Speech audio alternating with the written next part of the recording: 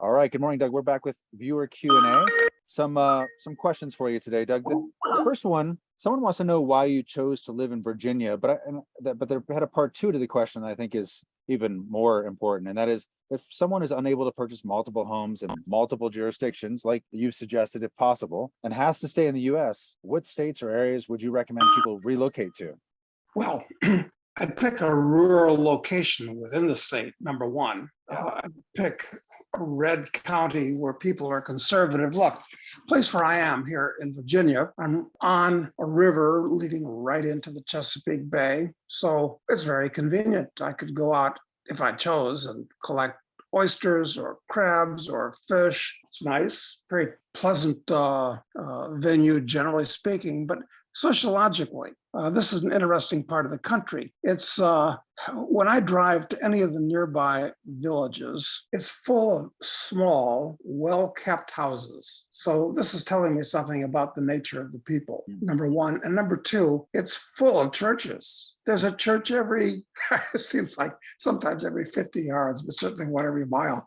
Amazing. And I'm not a religious person. I don't take advantage of the churches, but it means that there's a certain amount of social cohesion, and people, at least pay lip service to basic Christian values, which are pretty good generally. Mm-hmm. So that's a good reason to be here. And are there other places in the U.S. that are there? I mean, you talked about rural areas. You talked about, more conservative areas. Are there any specific areas in the country, though, that are, I guess, of interest to you, or you think might be worth people looking into? There was that Free State movement in New Hampshire, centering around. Still is. Now, I've never been there. Well, I've been to New Hampshire, but I haven't been to the Free State movement area, and might be interesting. On the one hand, if there's too many like radical looking libertarians up there, it may attract too much attention from the bad guys. So that's a disadvantage. Yeah, I think one of the advantages of New Hampshire, though, as I understand it, is that a lot of the regulations are pushed down to the town level. So, whatever town you're in or whatever district you live in, essentially, there's a lot of the particular regulations are set at that local level. So, which kind of makes it decentralized by nature, which is a positive thing. Yeah, that might be good. And you go out west, you don't get the kind of thing that you get in New Hampshire or Virginia, or for that matter, the Carolinas. Small, well-kept houses, lots of churches. It's actually not a bad formula. No, it isn't. Okay, good. All right, Doug, have you ever escaped a near death in any of your travels? That's funny. I was on a podcast the other day run by some Canadian guys, and we were just chatting on the podcast, and that came up, and I thought about it. And actually, the answer is yes, but mainly due to my own stupidity. I mean, it's like one time in Colombia, there was about a 15-foot gorge that went about 30 foot down onto big rocks, sharp rocks. If you fall on it, you're going to do really serious damage or maybe kill yourself. And how was one to get across this gorge? Well, they had 3 pieces of bamboo, large pieces of bamboo, but maybe 1.5 inches thick. They were tied together with string, and then 2 pieces of string, which would have done. And so I should have said, wait a minute, this is insane.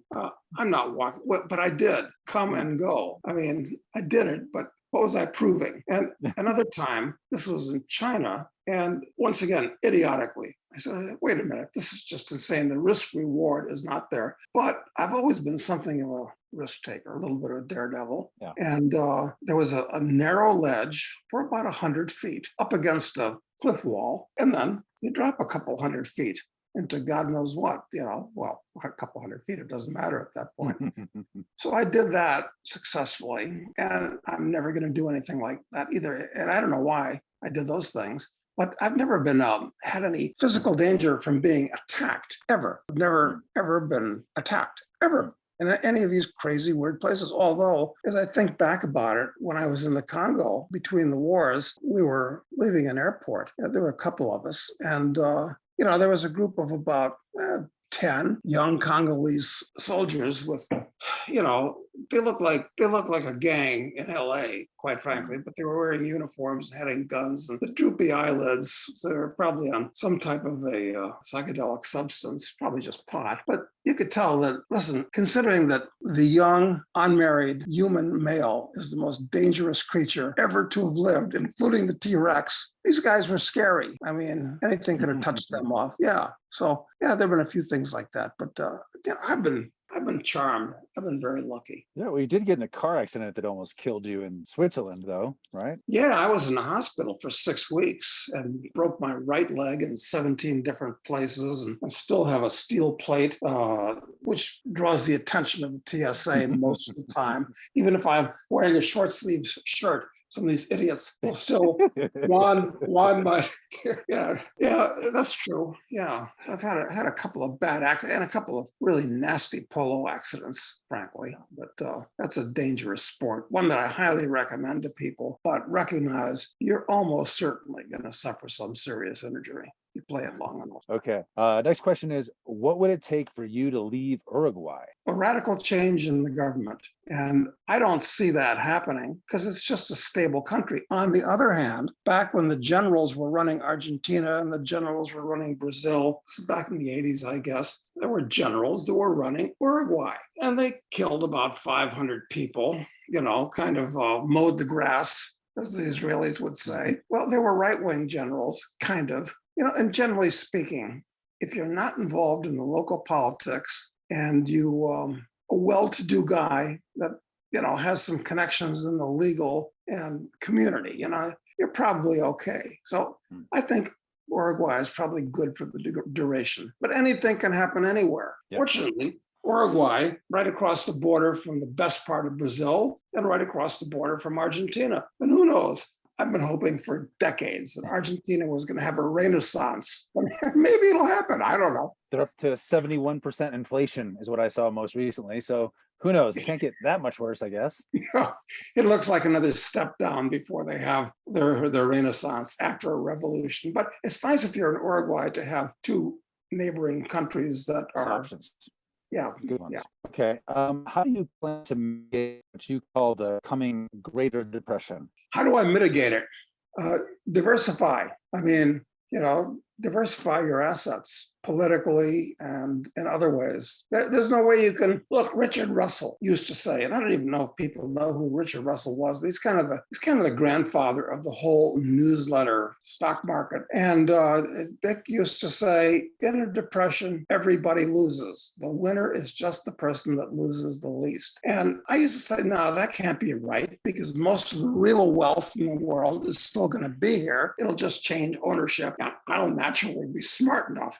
Of course. It was me. But actually, Dick was right, because everything goes down. It's like when the Roman Empire collapsed. Well, for a while, most of the real wealth was there, but everybody lost. The standard of living collapsed. So it's tough. Just diversify. Diversify. Okay. What do you think in the in the great financial crisis, we kind of thought that was the end, that was the Greater Depression coming on. But, through money printing and other economic nonsense, they managed to keep it going for at least until now. Why do you think that do you think there's any possibility that the central bankers will figure out a way to stretch this out for another decade? Well, that is the $64 question, because when I first got involved in watching the markets and economics and things of this nature, which was to say in the late 60s, early 70s, even then there was a raging controversy. Are we going to have a hyperinflation or a catastrophic deflation? This was an argument that was going on 50 years ago.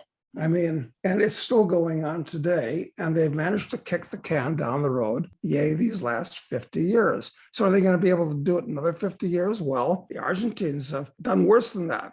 They've totally destroyed the currency. And, since Perón, they've lasted for, 75 years or more. I guess they can. But on the other hand, look, the Argentine peso is very different from the US dollar. If they destroy the US dollar, if you were an Argentine, you could have a bank account in the US and you could keep your currency in dollars. So you're pretty safe.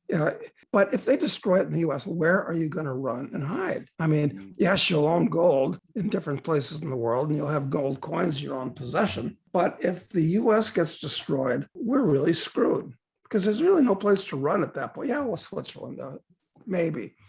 Singapore, well, maybe. There's small places. And if the US goes down, I mean, this is trouble worldwide because everybody's going to lose their dollars. All these countries where the dollar is the informal currency and all these poor people that don't have bank accounts or sophistication, they got dollars under the mattress. Those dollars become worthless. Now these people are actually destitute. So this is, I mean, the US is playing with real fire at this point. And they've jumped off, the US jumped off the ledge in 1913 by setting up a central bank. And the dollar since then has lost about 95% or more of its value. But now it's like a guy jumping off a 100-story building. And we're now at around the 5th floor. It's getting close. Hey, so far, so good. That's the way these people think. But I think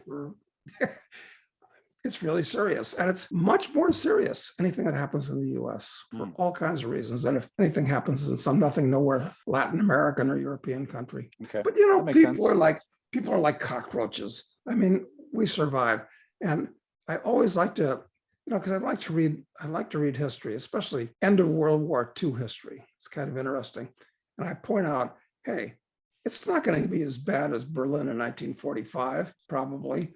And people survive then. So life goes on. Okay. Well, the next question has to do with some catastrophe that this viewer is asking if we don't take it seriously enough. And that is the concept or the idea of a pole reversal. Is that something that we should take more seriously? I haven't researched that. And it would be interesting to see what actual scientists say. But my recollection, maybe entirely wrong, is that the poles reverse like every couple 100,000 years. Yeah. And is it serious when they do reverse? Well, they can detect it in the rocks. So yeah, it's detectable. And I'm sure it's not going to be good for satellites and things of that nature. Maybe not for computers for all I know. Well, even engines, you'd think, because don't they use the way that engines function? It doesn't somehow rely on magnetic north. Like, isn't that part of what makes them work? Yes, but my familiarity with engines goes back to the time when you could actually take apart your own engine, which is ancient history at this point. It is ancient history. I'd like to research it. That's a really good boy scientist type question. And but my guess is, well, okay, if you want to worry about that, you can also worry about a large comet or asteroid hitting the Earth. Right. Yes, in the priority of fears and worries, things to prepare for, it's pretty low on my list. Pretty low. I mean, we got lots of things we can worry about if we want. How about a super volcano blowing up in Yellowstone or Mammoth Lake? Those are the two locations in the U.S. or other places in the world. Or a really good solar flare. Yeah, that would do it. That's right. If we get hit by a really good solar flare, like the Carrington event in 1860 or something like that, yeah, that would put paid to computers and the internet and all that and really screw things up. I mean, somebody should write like Stephen King. Well, he writes books like this all the time, but set it on just one event.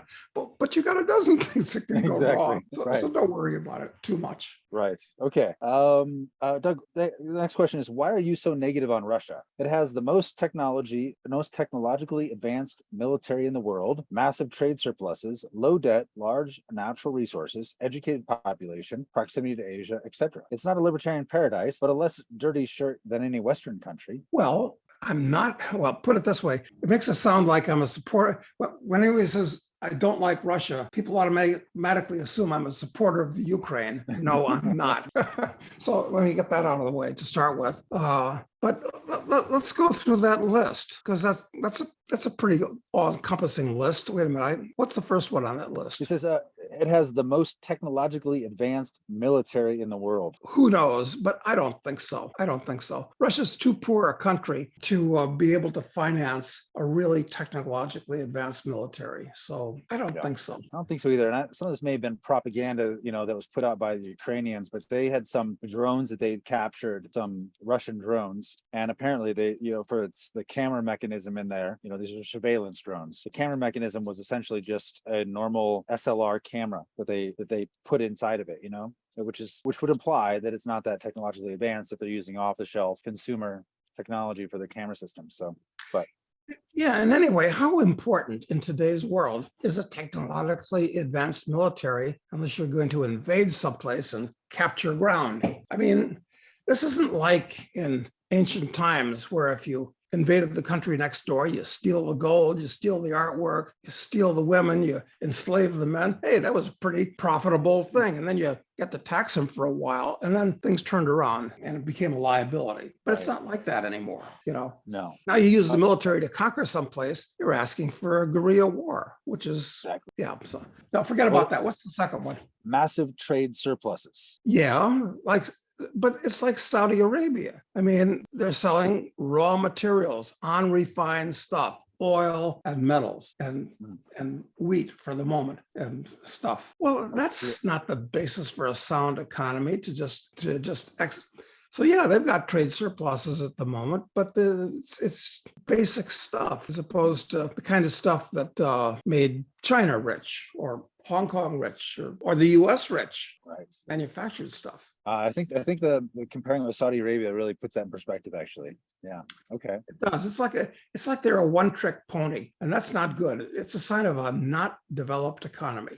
So forget about that one. What's the next one? Low debts. That's a plus. That's a big plus. But on the other hand, I think a lot of these countries are going to default on their debt in the future, wholesale. I mean, everyone may have low debt soon. They may. That's right. I'm glad the Russians have low debt. So put that up, make that in the plus column. But there's like a bunch of countries that have lots of debt. They're probably all going to get together and say, hey, we were taken advantage of, blah, blah, blah, shove it. Yeah. I mean, why should they pay these debts to their former colonial masters, right? Yes, of course. So the problem is going to be with the lenders, not the borrowers, possibly. But still, right now, that's a plus in Russia's column. Okay. Well, what about educated population? Yes, I think that's true.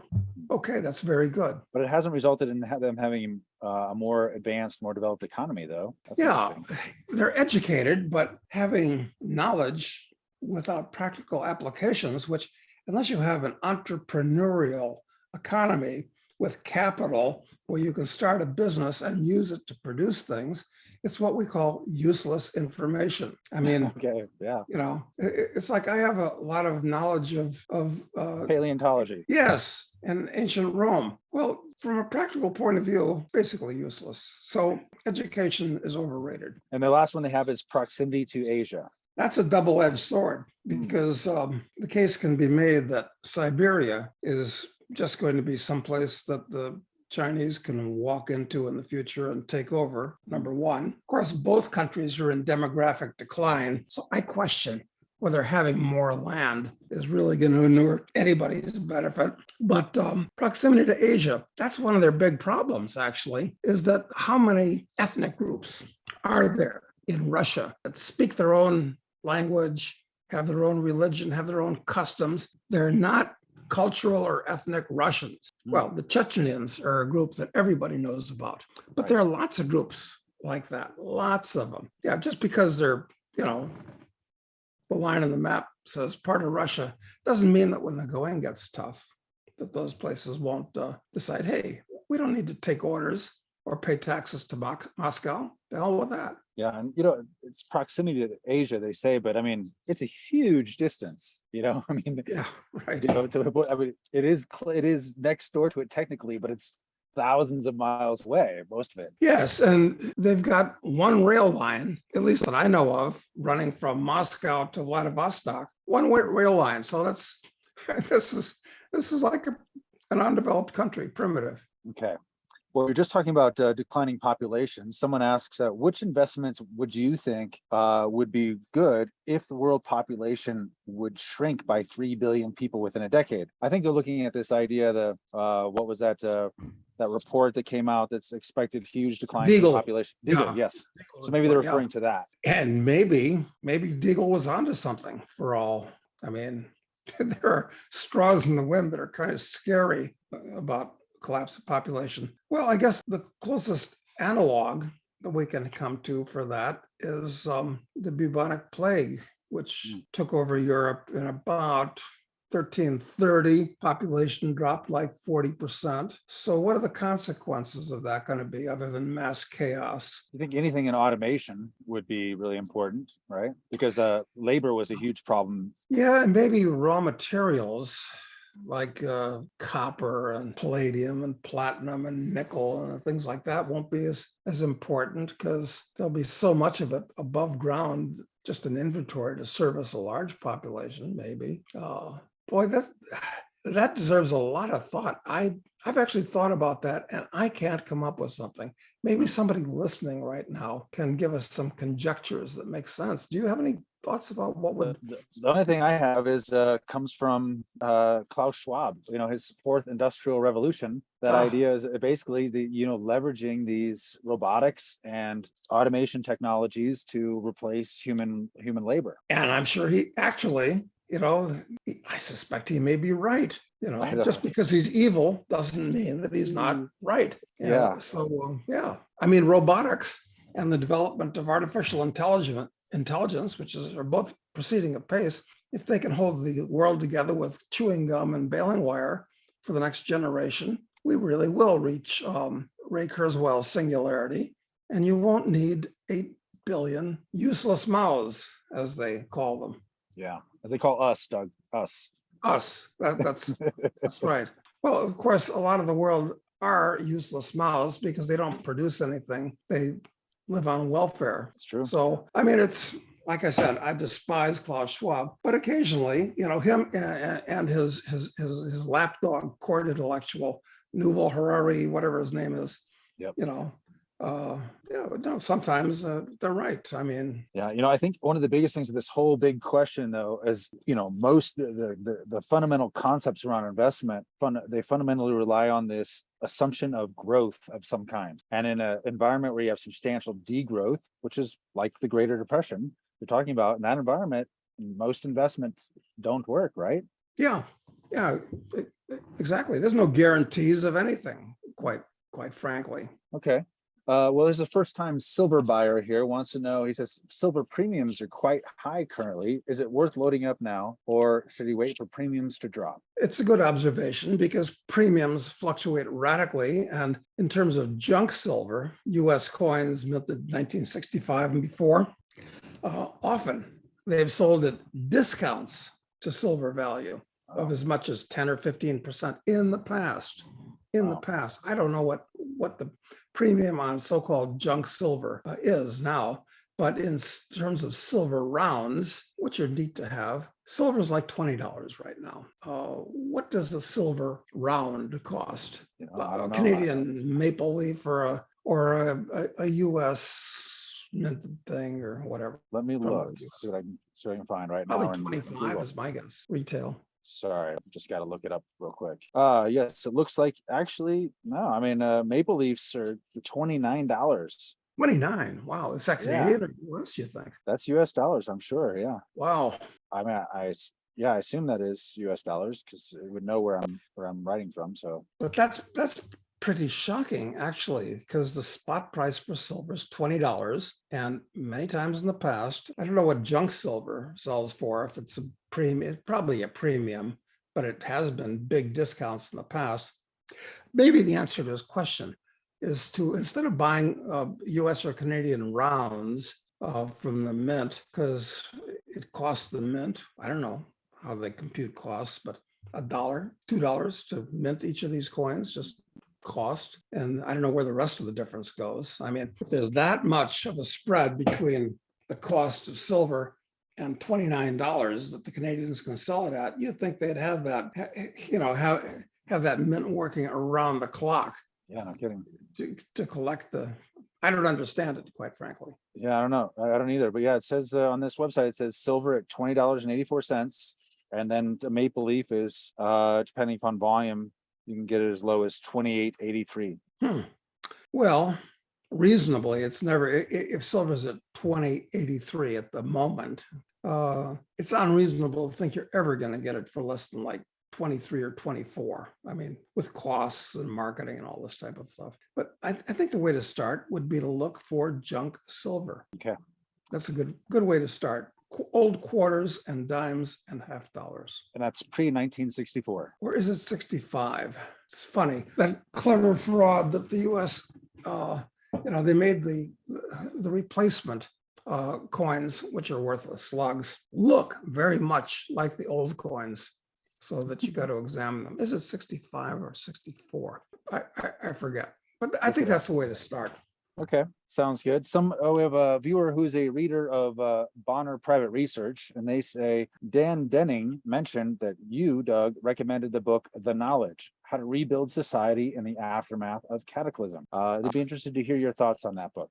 Yes, I have that book and several others like it about how you build stuff from the ground up, and there's a bunch of books out there like that. So if you go onto Amazon, you can be led from one to the other. Do I have any particular recommendation? Because I've actually got most of them and I've read a few of them.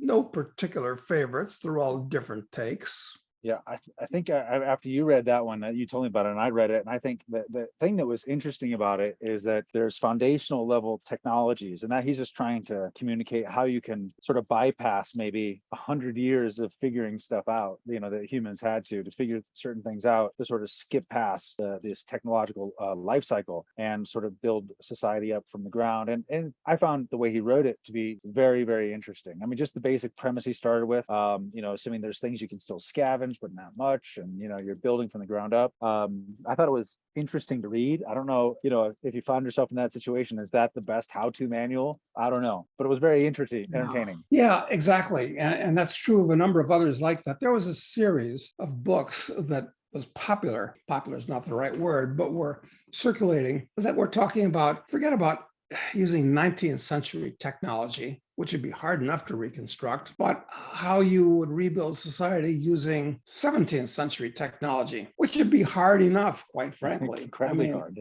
I mean, look, if we didn't have gunpowder, okay, you've got to make it. All right, first of all, what's your source of sulfur and how are you going to get it? And what's your source of potassium nitrate and how are you going to get it?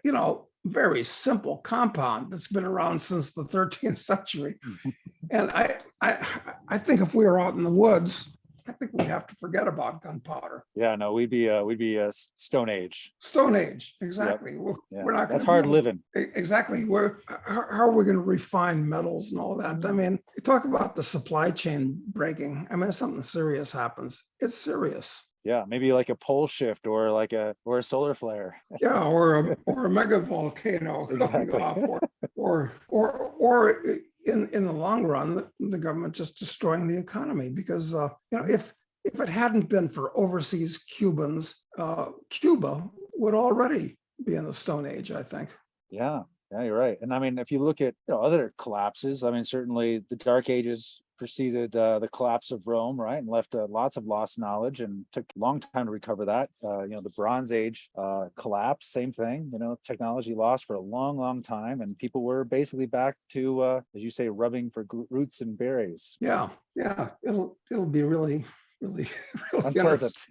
Unpleasant though. All right. Last question for you, Doug. Or two more actually. Number one, did you ever meet Irwin Schiff? Now, Irwin Schiff, I think they're referring to Peter Schiff's father, who was a tax protester. Yes, I did meet Irwin, and he was a highly autistic individual, highly autistic. And so when I met him, I introduced myself and just one of the crowd. And then later on, he finds out that I write a newsletter and could be of some help to beat his drum. And it was like a 180-degree flip in personality. He's my best friend and all those type of things. So I wasn't terribly impressed with Irwin. He had no social skills, and the way he had attacked the beast of the state, admirable for his courage, but didn't work out well for him. Did not work out well. Okay. Last question, Doug. Why do you think that China is so extreme with their COVID measures? They're putting people in cages. They have government officials sitting around having fishermen test the freshly caught fish for COVID. I mean,